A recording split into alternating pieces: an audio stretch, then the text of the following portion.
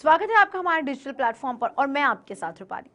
जम्मू कश्मीर के लिए परिसीमन आयोग ने अपनी फाइनल रिपोर्ट पेश की है, जिसके बाद ऐसा माना जा रहा है कि कुछ सीटों को लेकर बदलाव किया जा सकता है।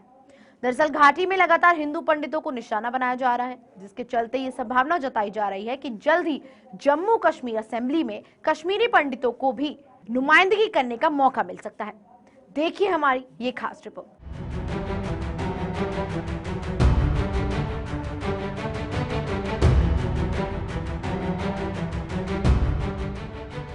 जम्मू कश्मीर असेंबली की सीटों के नंबर में जल्द ही बदलाव होने की संभावना जताई जा रही है।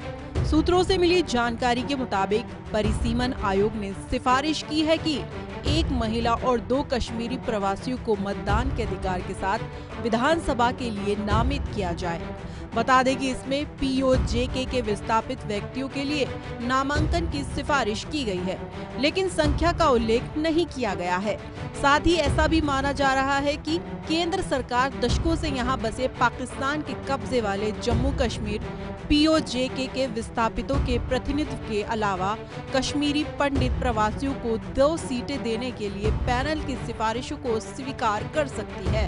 हालांकि पीओजेके के विस्थापितों को दी जाने वाली सीटों की संख्या को जल्द ही अंतिम रूप दिए जाने की संभावना है, क्योंकि परिसीमन आयोग ने खास तौर पर उन सीटों का उल्लेख नहीं किया है जो उन्हें विधानसभा में नामांकन के लिए दी जा सकती हैं। सूत्रों के अनुसार केंद्र सरकार पीओजेके के विस्थापितों को 3 से 4 नामांकन सीटें इस आधार पर देने पर विचार कर रही है कि विधानसभा में 24 निर्वाचन क्षेत्र पीओजेके के लोगों के लिए आरक्षित है और लगभग 1/3 आबादी 1947 में यहां से पलायन कर गई थी।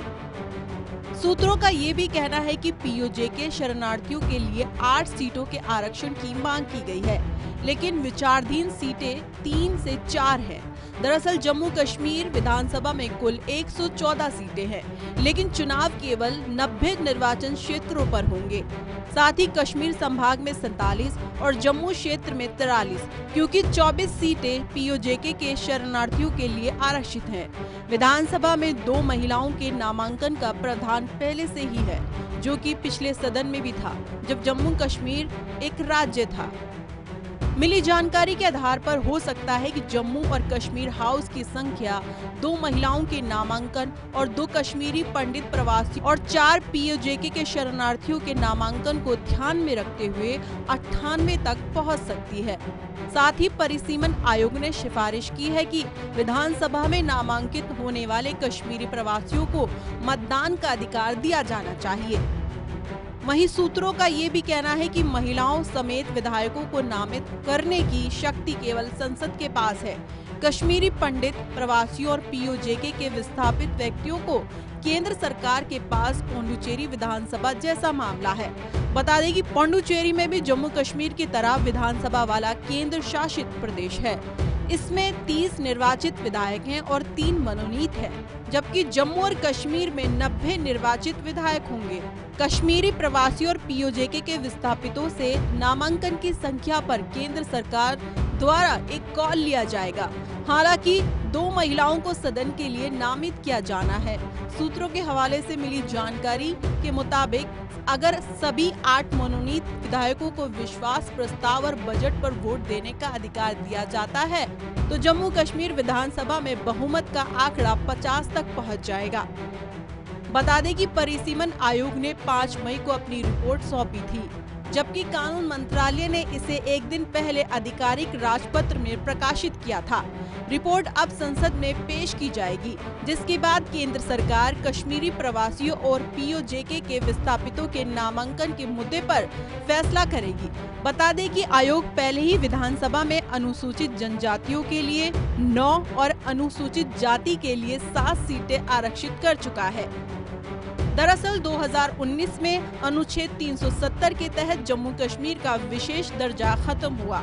राज्य 2 केंद्र शासित प्रदेशों जम्मू कश्मीर और लद्दाख में बंट गया। साथ ही विधानसभा खत्म हो गई। उस समय जम्मू कश्मीर विधानसभा में कुल 87 सीटें थीं। इनमें से 46 कश्मीर डिवीजन में, 37 जम्मू और 4 सीटें लद्दाख क्षेत्र में थी।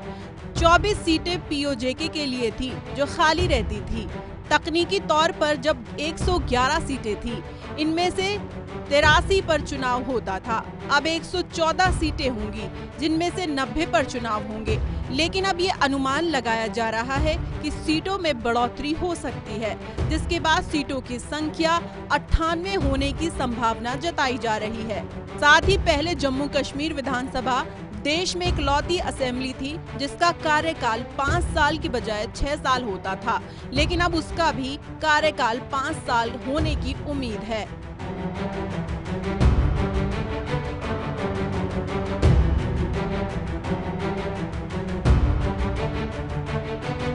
चलिए इसी के साथ ये वीडियो मैं एंड करती हूँ। और ज्यादा अपडेट्स और ज्यादा जानकारी के लिए हमारे चैनल को सब्सक्राइब करें। वीडियो अच्छी लगी तो लाइक, शेयर और कमेंट करना बिल्कुल भी ना भूलें।